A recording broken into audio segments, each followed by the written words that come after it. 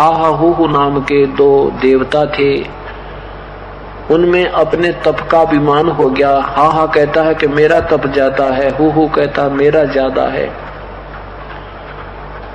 अपने तप का,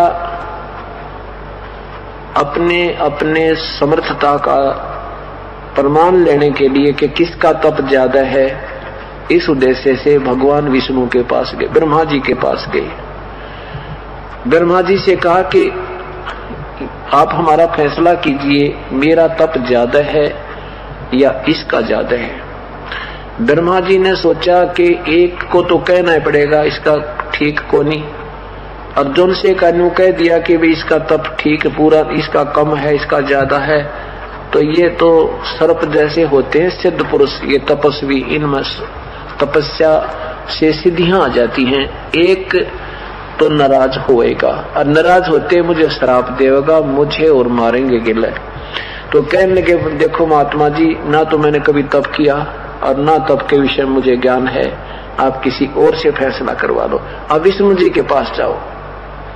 अब ब्रह्मा जी ने अपना पीछा छुटाया। अब विष्णु जी के पास जाकर उन्होंने यही प्रश्न किया कि हे प्रभु, हमारा कौन से का तप ज्यादा है।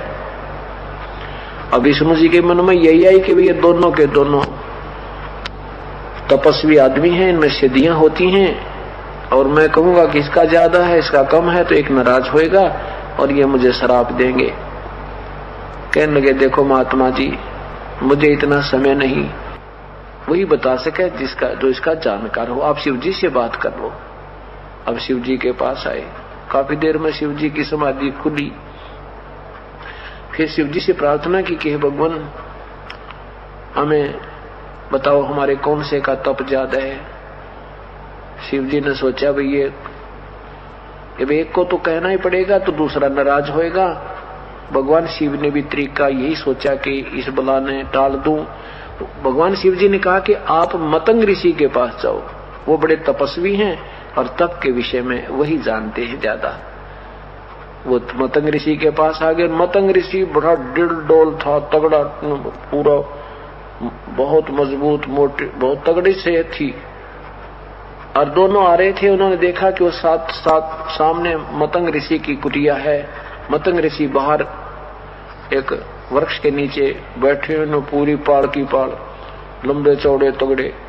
तो कहने लगे, वहां पूछा भी कौन से मतंग ऋषि, तो किसी संत ऋषि ने बताया कि वो बैठे सामने वृक्ष के नीचे।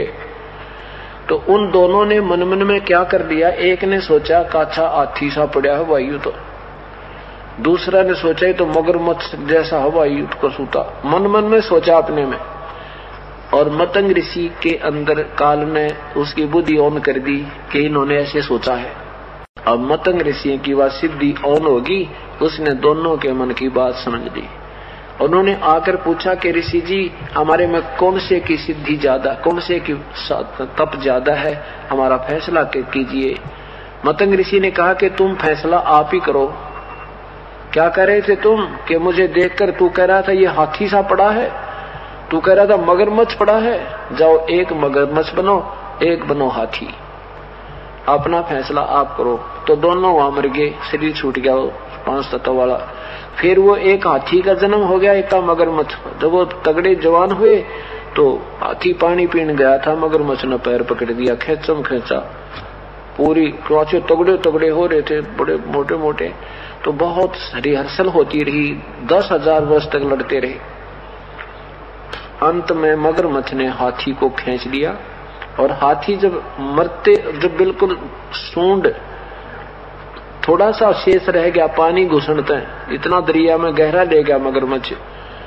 अब हाथी ने सोचा ईब मर गया। पहले तो अपने हांगे की बड़की चला रहे थे, अपनी शक्ति से अपना फैसला कर रहे थे। फिर हाथी ने याद किया, हे राम, आधा, मतलब आधा अक्षर ही बोला था, मरते हुए ने याद किया इसको ररंकार धुन कहते हैं। कहते तभी परमात्मा ने आके उनका छुटकारा करा दिया और दोनों को जो है वहां से